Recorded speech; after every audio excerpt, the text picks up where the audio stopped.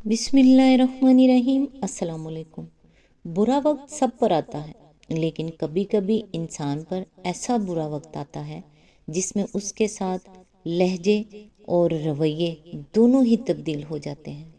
وہ اپنے اور پرائے میں فرق نہیں کر پاتا، اور برے وقت کی یہی قسم انسان کو اس کی اوقات بتاتی ہے، اسے احساس دلاتی ہے کہ اس کا اللہ کے سوا کوئی نہیں۔ وہ اللہ کو چھوڑ کر جنہیں راضی رکھنے میں مصروف رہتا تھا، وہ سب کہاں ہیں؟ یہی برا وقت اسے بتاتا ہے کہ حقیقت میں اسے صرف اللہ کی ضرورت ہے۔ اللہ تعالیٰ سے دعا ہے کہ وہ ہم سب کو نیکی کی ہدایت دے۔ یاد رکھیے، یہ واحد چیز ہے جس سے مانگنا پڑتا ہے اپنے لیے۔ اللہ سے ہدایت اپنے لیے بھی مانگیں، اپنے بچوں کے لیے، اپنے والدین کے لیے، بلکہ ان سے کہیں کہ وہ اپنے لیے خود بھی اللہ تعالیٰ سے ہدایت مانگا کریں۔ اللہ تعالیٰ سب کی نیک اور جائز دعائیں قبول فرمائے، آمین۔ آج انشاءاللہ سورہ الاحزاب کی آیت نمبر 56 سے سٹارٹ کریں گے۔ اس کا ترجمہ اور تفسیر تفہیم القرآن سے بیان کروں گی جو اہل سنت جماعت کے لیے ہے۔ اعوذ باللہ من الشیطان الرجیم، بسم اللہ الرحمن الرحیم۔ اللہ اور اس کے ملائکہ نبی پر درود بھیجتے ہیں۔ اے لوگو جو ایمان لائے ہو، تم بھی ان پر درود و سلام بھیجو۔ اس کی تفسیر ہے، اللہ کی طرف سے اپنے نبی پر صلوات کا مطلب یہ ہے کہ وہ آپ پر بے حد مہربان ہے، آپ کی تعریف فرماتا ہے، آپ کے کام میں برکت دیتا ہے، آپ کا نام بلند کرتا ہے اور آپ پر اپنی رحمتوں کی بارش فرماتا ہے۔ ملائکہ کی طرف سے آپ صلی اللہ علیہ وآلہ وسلم پر صلوات کا مطلب یہ ہے کہ وہ آپ سے غائب درجے کی محبت رکھتے ہیں اور آپ کے حق میں اللہ سے دعا کرتے ہیں۔ وہ آپ کو زیادہ سے زیادہ بلند مرتبے عطا فرمائے، آپ کے دین کو سر بلند کرے، آپ کی شریعت کو فروغ بخشے اور آپ کو مقام محمود پر پہنچائے۔ سیاق و سباق پر نگاہ ڈالنے سے صاف محسوس ہو جاتا ہے کہ اس سلسلہ بیان میں یہ بات کس لیے ارشاد فرمائی گئی ہے۔ وقت وہ تھا جب دشمنان اسلام اس دین مبین کے فروغ پر اپنے دل کی جلن نکالنے کے لیے حضور صلی اللہ علیہ وآلہ وسلم کے خلاف الزامات کی بوچھاڑ کر رہے تھے، اور اپنے نزدیک یہ سمجھ رہے تھے کہ اس طرح کیچڑ اچھال کر وہ آپ صلی اللہ علیہ وآلہ وسلم کے اس اخلاقی اثر کو ختم کر دیں گے جس کی بدولت اسلام اور مسلمانوں کے قدم روز بروز بڑھتے چلے جا رہے تھے۔ ان حالات میں یہ آیت نازل کر کے اللہ تعالیٰ نے دنیا کو یہ بتایا کہ کفار و مشرکین اور منافقین میرے نبی کو بدنام کرنے اور نیچا دکھانے کی جتنی چاہیں کوشش کر دیکھیں، آخرکار وہ منہ کی کھائیں گے، اس لیے کہ میں اس پر مہربان ہوں، اور ساری کائنات کا نظم و نسق جن فرشتوں کے ذریعے سے چل رہا ہے وہ سب اس کے حامی و ثناءخواں ہیں۔ وہ اس کی مذمت کر کے کیا پا سکتے ہیں جبکہ میں اس کا نام بلند کر رہا ہوں اور میرے فرشتے اس کی تعریف کے چرچے کر رہے ہیں۔ وہ اپنے اوچھے ہتھیاروں سے ان کا کیا بگاڑ سکتے ہیں جبکہ میری رحمتیں اور میری برکتیں اس کے ساتھ ہیں، اور میرے فرشتے شب و روز دعا کر رہے ہیں کہ رب العالمین محمد صلی اللہ علیہ وآلہ وسلم کا مرتبہ اور زیادہ اونچا کر اور اس کے دین کو اور زیادہ فروغ دے۔ دوسرے الفاظ میں اس کا مطلب یہ ہے کہ اے لوگو جن کو محمد صلی اللہ علیہ وآلہ وسلم کی بدولت راہ راست نصیب ہوئی ہے، تم ان کی قدر پہچانو اور ان کے احسان عظیم کا حق ادا کرو۔ تم جہالت کی تاریکیوں میں بھٹک رہے تھے، اس شخص نے تمہیں علم کی روشنی دی۔ تم اخلاق کی پستیوں میں گرے ہوئے تھے، اس شخص نے تمہیں اٹھایا اور اس قابل بنایا کہ آج محسود خلائق بنے ہوئے ہو۔ تم وحشت اور حیوانیت میں مبتلا تھے، اس شخص نے تم کو بہترین انسانی تہذیب سے آراستہ کیا۔ کفر کی دنیا اسی لیے اس شخص پر خار کھا رہی ہے کہ اس نے یہ احسانات تم پر کیے، ورنہ اس نے کسی کے ساتھ ذاتی طور پر کوئی برائی نہ کی تھی۔ اس لیے اب تمہاری احسان شناسی کا لازمی تقاضا یہ ہے کہ جتنا بغض وہ اس غیر مجسم کے خلاف کرتے ہیں، اسی قدر بلکہ اس سے زیادہ محبت تم اس سے رکھو۔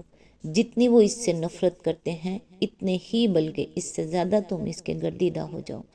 جتنی وہ اس کی مذمت کرتے ہیں اتنی ہی بلکہ اس سے زیادہ تم اس کی تعریف کرو، جتنے وہ اس کے بدخواہ ہیں اتنے ہی بلکہ اس سے زیادہ تم اس کے خیر خواہ بنو، اور اس کے حق میں وہی دعا کرو جو اللہ کے فرشتے شب و روز اس کے لیے کر رہے ہیں کہ اے رب دو جہاں، جس طرح تیرے نبی صلی اللہ علیہ وآلہ وسلم نے ہم پر بے پایاں احسانات فرمائے ہیں، تو بھی ان پر بے حد و بے حساب رحمت فرما، ان کا مرتبہ دنیا میں بھی سب سے زیادہ بلند کر اور آخرت میں بھی انہیں تمام مقربین سے بڑھ کر تقریب عطا فرما۔